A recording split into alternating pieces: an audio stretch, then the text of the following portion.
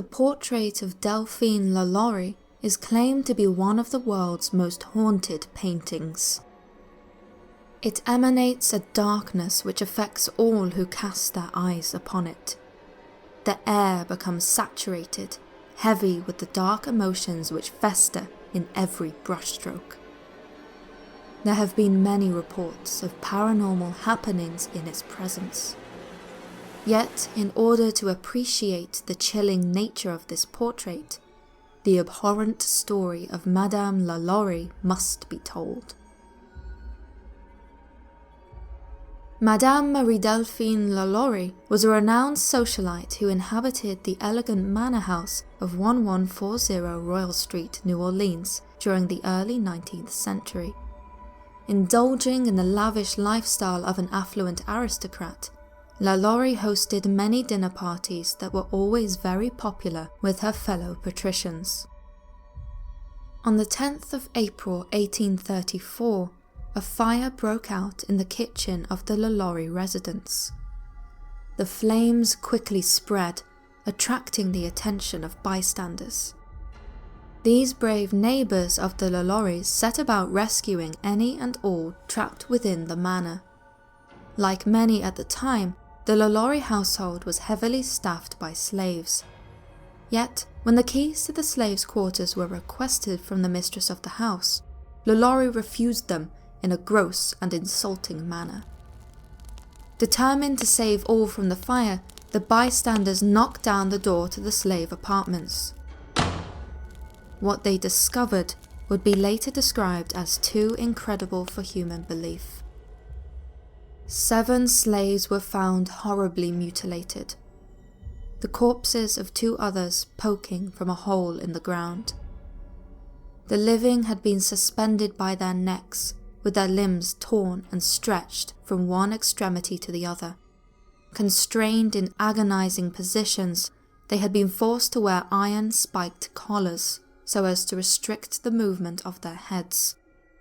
Emaciated and beaten, the fire had been the unexpected saviour of these poor souls.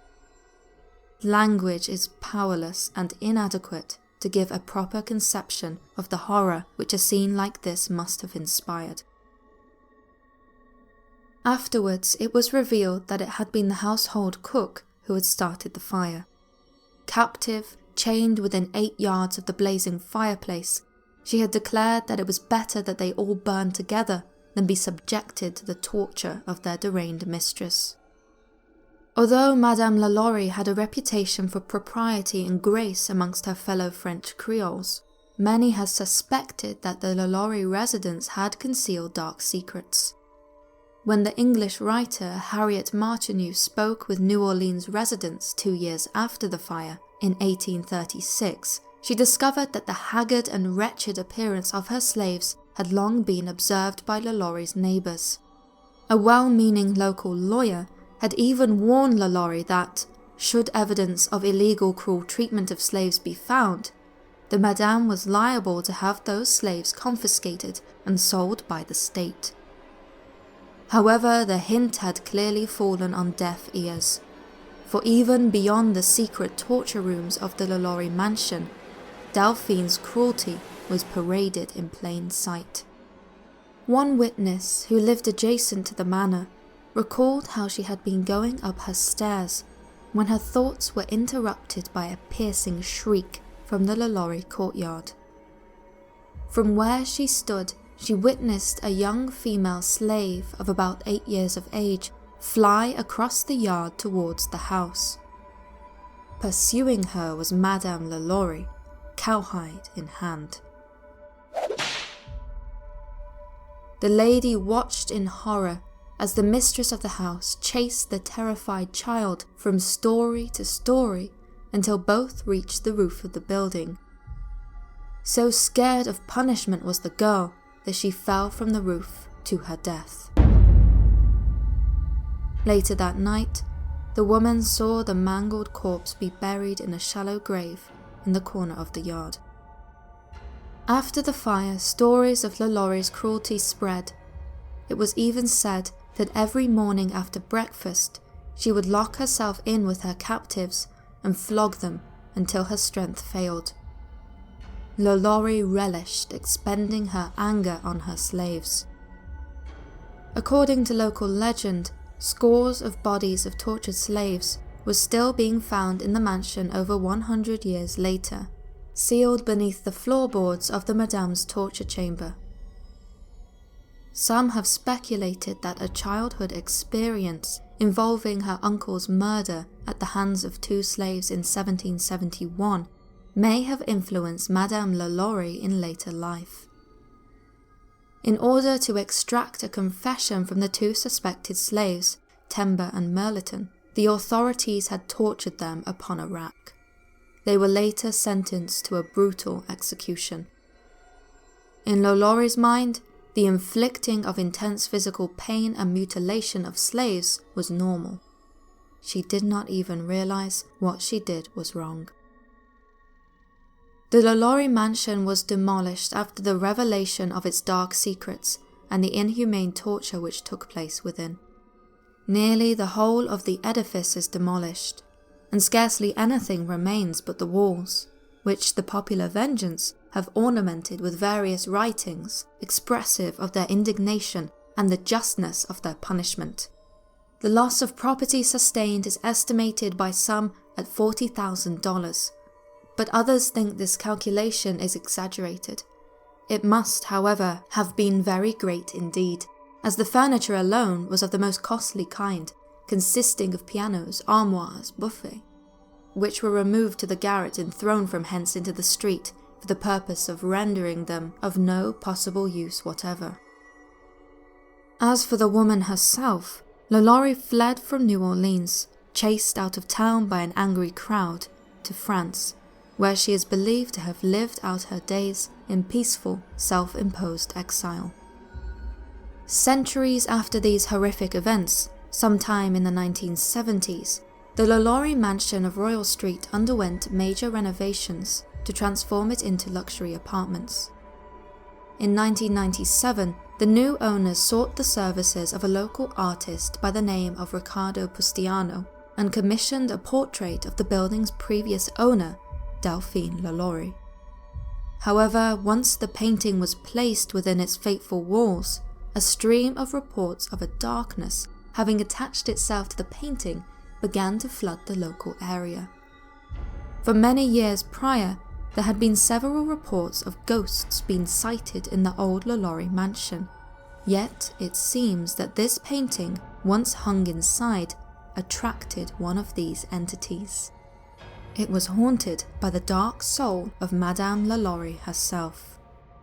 There have been reports of the painting moving on the wall by itself. On several occasions, it has been witnessed to rock so violently that the canvas freed itself of its fitting and tumbled to the floor. Residents of the apartments would describe feeling extremely unnerved around the portrait of Lalaurie. They would hear echoing faint voices, feel cold touches on their skin, experience the strong smell of smoke, as well as report moved or missing personal possessions. One female tenant even claimed that the painting whispered to her directly as ghostly footsteps followed her around the apartment. The evil spirit of Madame Lalaurie, she stated, was tormenting her. The painting exuded such darkness that it was eventually returned to the artist. In life, Delphine Lalaurie would have enjoyed showing off her prized pieces of art. As one of New Orleans' foremost socialites, people would have travelled from all over to spend the evening amongst the sumptuous settings of the mansion. Could it be that, even in death, Lalaurie was attracted to a portrait of herself, her ghostly hands wishing to indulge once more in showing off her art? As for the artist himself, Pustiano states that he never had the intention of labelling the piece haunted. In fact, since finishing the original portrait, the artist has created several more likenesses of Delphine Lalaurie in different mediums, fascinated by her appearance and her dark story. As far as Pustiano knows, none of the other pieces are haunted. I have never heard anything or been contacted about them being as such, as of yet. The original portrait of Delphine Lalaurie is now in a private collection. The new owners refuse to discuss its present whereabouts or of any unexplained occurrences that happen in its presence. Since the days of Madame Lalaurie, the tale of what occurred on Royal Street has been warped beyond reality, with stories of even more nightmarish scenes unfurling in books, folklore, and haunted house tours. Yet, when one strips back the lies, the bare bones of truth do not disappoint. For these events were truly barbarous, without the need for exaggeration.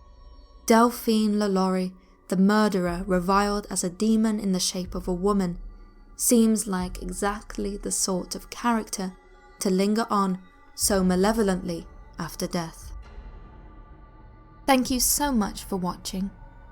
If you want more on this topic, be sure to watch our countdown of 3 more haunted paintings and their histories revealed. Also, don't forget to follow the Paranormal Scholar on Twitter for video updates and sneak previews. Links are in the description.